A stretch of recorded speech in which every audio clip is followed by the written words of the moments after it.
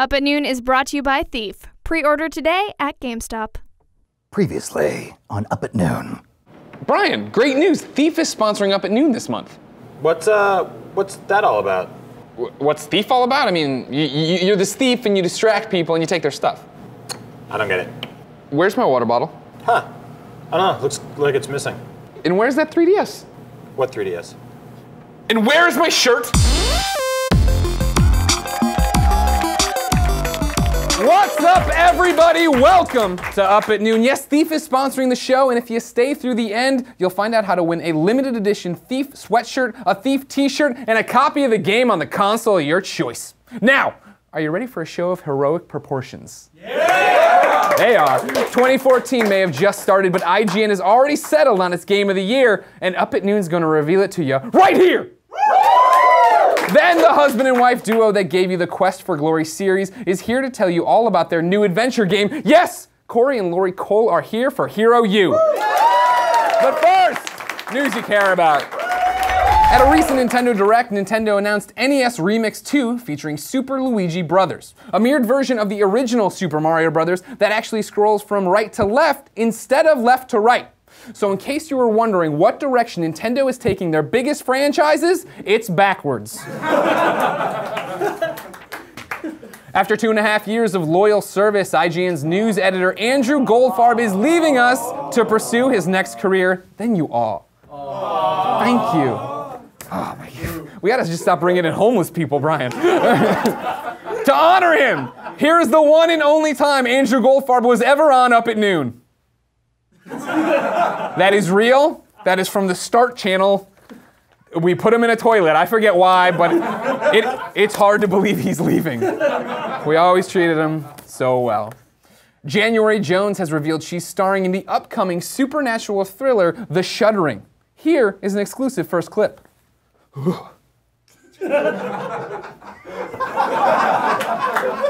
couldn't afford the real clip. I'm sorry. We don't have that much pull with January Jones, so I shuddered. And finally, hundreds of games will be released this year, and IGN will play and review most of them. But while other websites wait to the end of the year to pick their game of the year, we here at Up at Noon can confidently say that even though it's only February, we've already found our game of the year winner. Here it is.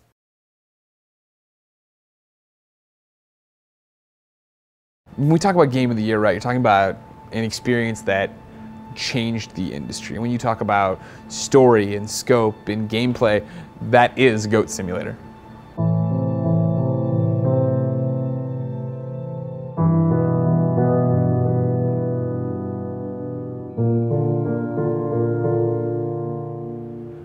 What is a goat?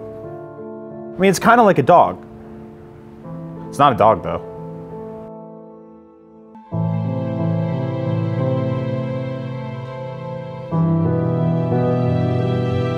When I think about goats, the goat is really an analogy for life, you know, just trying to keep all four legs on the ground at the same time. It's powerful. 2014 was a rough year for me. You know, I saw my father die in front of me, and of course I retreated to video games, and I needed an experience so rich that I could get lost in it and just forget about my problems. In Goat Simulator, you know, there was no Medicaid to worry about. There were no hospitals and waiting rooms I had to go sit in. There was just the driving goal of when am I going to get my next bale of hay. Can a game about goats win IGN's Game of the Year? Well, goats eat cans. So a goat can do anything. Goats have 4 feet, but no hands. I think deep inside we're all like goats, except all goats can make cheese. Goats. Goats. Goats.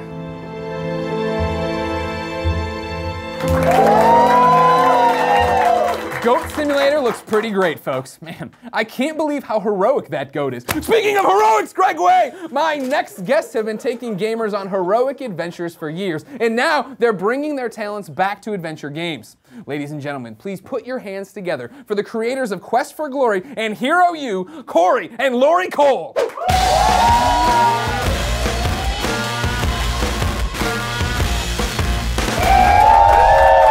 As I live and breathe.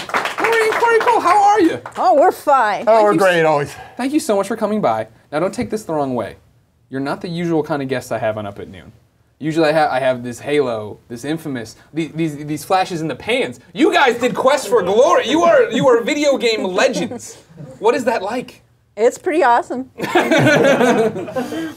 here to talk about Hero U. Yes, You're we back are. making games. Oh, Hero we U is are. this new one. Tell me all about it. Go ahead. Well, okay. Well, Hero U is our latest, our 21st century reinvention of the adventure role-playing game. And you play Sean O'Connor, who is a wannabe thief who gets a midlife career change, and he gets to become a rogue instead of a thief. So none of this, none of this thief giveaway business. Maybe. It depends on how you play it. Okay. Because the game is really about choices, and it's about where you want to take this person to his future. Okay. And it's decision making, and it's fun. And it's about choosing your friends wisely. You know, Yeah. you have to build relationships with other people in the school, and every decision you make is going to make somebody happy and somebody angry. And Or- you You're have- in school, you you're have to make fighting decisions. things, you're making decisions that change the outcome of everything. Yeah. You guys are remaking Persona 4. That in a pretty sense, much. yes. That's what our son says, but this is the westernized variety. Yeah. The westernized Persona 4 Right. sounds even cooler. So, where did the idea, why do this? Why come out and make Hero U? You guys could have just retired on all of your Quest for Glory millions. Yes. Oh. It just, Billions, actually. oh, sorry, I'm Yeah, sorry, I right, forget. yeah. Well, you know, we decided we owed it to the fans. Okay. So we came back. But no, we've been running an online school for heroes for a while. It was called theschoolforheroes.com. And we were teaching people to use the ideas of Quest for Glory in real life and act like heroes. And we said, you know, we also promised people a game, 5 years ago? Yeah. 10 years ago? They slip away. And we said it's about time we actually do it. And then when the whole Kickstarter revolution hit and Double Fine Adventure, Broken Age, we said, you know, it's time. Let's funny. give people what they've been asking for. You bring that up. I usually save the Twitter question for the end of this show. This one comes from @TimOfLegend, Tim Schafer. He says, "Didn't anyone ever tell you that adventure games were dead?" Actually, we kept saying they were dead, but they were just sleeping. They were taking a nap. Why do you think that happened? Oh, there were so many reasons why that happened, and mostly because they were at that time so expensive to make, and because they might cost over $1 million to make. Oh no! Oh no, $1 million! Sounds like a lot of money. That's a lot of money. Yep. So yeah, it's a short-sightedness on the game companies. They wanted the quick fix, the fast thing, and back then you could do a first-person shooter for the same budget as or half the budget of an adventure game, and sell just as many copies. And now their first-person shooters cost $20 million, $30 million, $50 million. And That's some real money. Yeah, that's real money. Yeah. And, That's the kind of money you bring down for Quest from Glory royalties. Oh yeah. weekly. Weekly. Weekly, Oh man. yes, It's selling like crazy on good old games. Yeah, actually we've gotten to the point now where there's so few versions on the tablets that we're actually going up on eBay and selling tablets that have Quest for Glory on them. That's a business model if I've ever heard Oh, of it. I'm yeah. sure there's a lot to it. All right, so we've caught up to the present here. You're working on Hero U. Tell me about how did this all start for you guys? How did you get into making these video games? Well, originally? Yeah. Oh, well, because we loved games. And we always played all these games, but none of them really were what we thought a good game should be. And What did you think a good game should be? it's got to have a story, and it's got to have progression. It's got to be, all about. One fan of story and progression. Yeah. There we go.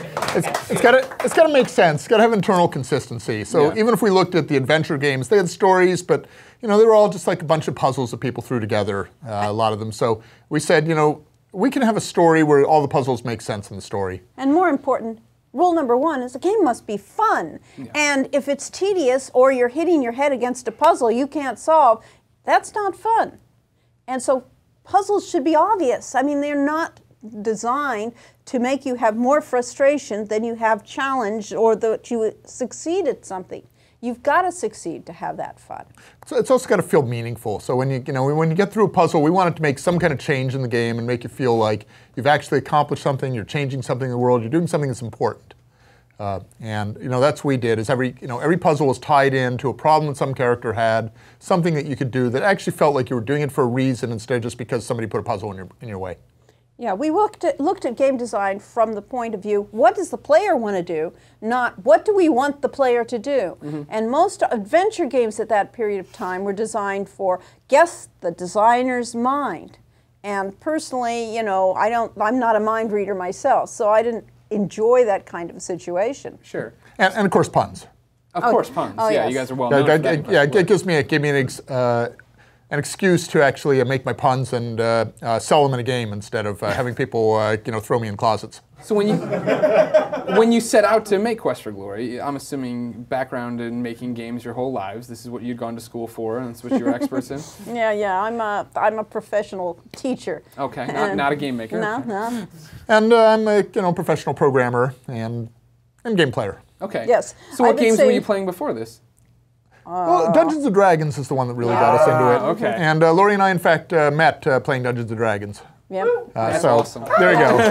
Happy Valentine's Day, everyone. Yes, we met in San Francisco over a D&D game. So Right here. therefore, yeah, right here in San Francisco, where neither of us lived. So Lori lived in therefore- Arizona. I lived in LA, so of course we met in San Francisco. And so what brought the one D&D game brought you Yeah. to San Yeah. Francisco? Came here for the WesterCon science fiction convention. And How many years ago? a couple or three. Yeah, Yeah, a few. years ago, yeah. Well, that's awesome. And so, I mean, at that point, did you know that you were both going to go down this path of making games? I mean, you were a teacher, but was that like something you thought about dabbling? Maybe I'll make a new Dungeons and Well, Dragons. when we were kids, we had game designer games that were basically board games that had lots of little pieces and you could design your own game. So right from the beginning, I was interested in creating things like that. So yeah, I knew I was going to do it. I actually quit my job at one point so that I could write games, and I did a D&D-ish scenario, The Tower of Indomitable Circumstance. Yeah. Hey, I got that out. And that was basically, my idea of the whole idea of taking religion in games and saying, okay, they have this idea of clerics in Dungeons & Dragons, but it's just kind of this generic healer thing. I said, okay, let's actually give them religion, invent the religion, and say, okay, what are the repercussions of that? So, yeah, I did that, and I always had decided I wanted to retire a millionaire by the time I was 30. Of course. And I made it 2/3 of the way there. I quit my job, and I turned 30. Yeah. So I got, You were so close. yeah, the millionaire part, I didn't quite get that. But yeah, I always wanted to do that, and it took a while to break into the industry, but yeah, it was something I always wanted to do. So when you guys put out the first Quest for Glory, did you know you were onto something special? Like that it was going to connect with people the way it did? No, because making a game, you have no clue. You're making it all in this hope that somebody vaguely has the same taste as you do in game design. And so therefore, we had no idea whether we were doing the right thing, except we had a couple people that were playing it at the company. And that's what I mean, literally. 2 people played it. The boss's son was one of them. Okay. And that's why we got the go-ahead to continue and finish the game. And so that's all that kept us from being canceled. But, Right. yeah, every time we make a game, it feels like we don't know.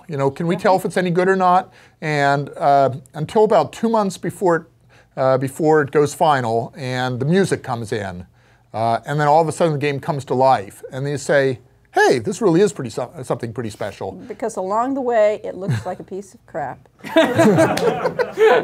So how's Hero U looking right now? We're along the way. I was going to say, just 14 months in, we've already got these built. Yeah, So. Yes. you're right there. You're Yeah. almost done. You got the meeps done. That's all you Yes. need. Uh-huh. So when you finally decided you're doing this online Hero Academy thing, you decided to go make Hero U. Kickstarter, I mean, did you expect it to be funded? Did you expect to work? I mean, what was your Kickstarter goal for people who don't know? Our goal was $400,000, Yeah. and we squeaked through it in about, I think, 2 hours left to run, and we ended up closing at $409,000. Nice, all right. So, yeah, we made, thank you. And that sounds really good until you read about the average AAA game these days is a budget of $25 million. Yeah. And that of that $400,000, after all expenses, we were left with about $250,000. So we have 1% of the budget of a AAA game, and we're trying to make at least an A game out of that. And if you go back and look at our budgets for, say, the last Quest for Glory we put out, what did we figure, 1 point? It's about $4.5 million. Yeah. So we're going retro. This is about the budget of our second game that we Actually, ever our put first game, Hero's Quest, So You Want to Be a Hero, in 16-color EGA. That had a $250,000 budget. So And that was a great game. It worked. Right. It worked. yes. So how do you balance all that right now? I mean, you're working with other designers, other people who are helping you with the project? We have a team of developers all around the world. We have a musician and artist down in Melbourne, Australia. We've got an artist out in Virginia, someone else up in Seattle, and a few in the Bay Area. And everybody's working on a contract basis. Everyone is part-time in the project except for us. Yeah. And You're they're lost in it. Yeah. The project is in your garage. And, Yes. and we're paying them about as much as Sierra paid us in the late '80s. Yes. We're an indie. We're an indie group. Yeah, it's a good time to be in Oh, these, yeah. right? But we believe people should be paid for their work, and we got a really amazing team, and we're really delighted with the people we have now. Is Kickstarter, I guess, the dream way to work with your fan base? It's one of those things like, going back and playing Quest for Glory when I was getting ready for this, I was drawn in and really liked, I was telling you at dinner, right, all these personal touches where you're saying, oh, you're leaving the game, goodbye, come back soon, you don't see that anymore. Now you quit Titanfall and it's like, whatever. I'm a computer, see you later. Yeah. Well, that was just it. We were, Kickstarter was a way of reaching out to those people that we had, that had played our games before. And we were really happy because they came back to us. I mean, we made it because of all these people that remembered those games, knew how much fun and how much of an impact those games made on their life, because that's what Quest for Glory did more than anything else, is people around the world had their lives affected by that dream of how to be a hero. Yeah, we get some amazing letters from people all around the world. That we have people in the Ukraine that said, "Well, we couldn't legally play your game, but we managed to smuggle it in, and during the totalitarian regime, it gave us hope." You were contraband. Yes, we were contraband. we were. We were. Yes. And people say, basically, we're living these terrible lives, and we played your games, and it says, it doesn't matter how bad your situation is, you can overcome it. You can be a hero. And and we get letters like that, and it's like, okay, that makes it worthwhile. I was going to say about the Kickstarter, if we hadn't gotten a penny from Kickstarter, we still would have gone that route, because we wanted to connect with our fans. We wanted to let people know we're back, and just to say, yes, we're here for you. And if we'd been completely venture funded, we still would have run a Kickstarter just to let people know the game was happening. Once we have this game out, and it is a series, so you'll start this game as a thief, and the next game you'll be a magic user, and then these stories will all intertie, and then eventually we'll have the final game where you get to play all of the characters in the series. Right. And so the stories all have to interweave in the course of being at this school. And I think the players get this, they're engrossed in the game. The Quest for Glory series, you could play a fighter or a magic user or a thief, and everybody kept playing the same game as all the different characters, because there was so much in the game on that level. This Hero U, it's going to go even further, because you really get to concentrate and become that character, and then you get a whole new game as somebody else, and yet it's the same place you're playing in, and you have different characters to have relationships with. I think it's going to be immersive. Yeah, you had me at the Persona 4 thing. Well, we never learn, because when we did Quest for Glory, everybody said, Heroes Quest originally and then became Quest for Glory, everybody said, you guys are insane. You can't build 4 games into one game and actually get it done.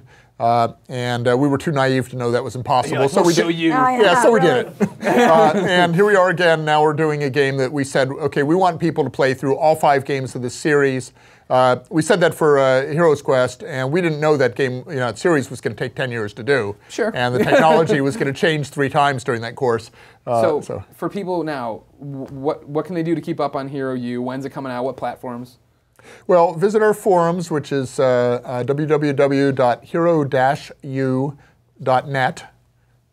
Yeah, there it is. In post, we'll put it up. Slash forums. And maybe slash forum, who knows. You can also visit our Kickstarter page. If you go to Kickstarter and search for Hero-U, you'll find Hero-U Rogue to Redemption. That's the subtitle of the first game. Sure. And that was suggested by a backer, by the way. He gets a nickel. So yep. Yeah, it was a little play on Road to Redemption. Actually, I think it was one of our developers suggested it too.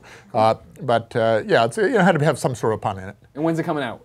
Just tell me, when can I give you my money? It's coming out in 2014. You'll be able to give us the money soon. We're going to put a pre-order page up at our website. Oh, okay, great. But seriously, the game's going to come out when it's done. Yeah. And one of the nice things about being indie is we don't have to release a piece of junk because we have a deadline. Yeah, because we have a deadline, and we do. We have an internal deadline. We need to finish it before we run out of budget.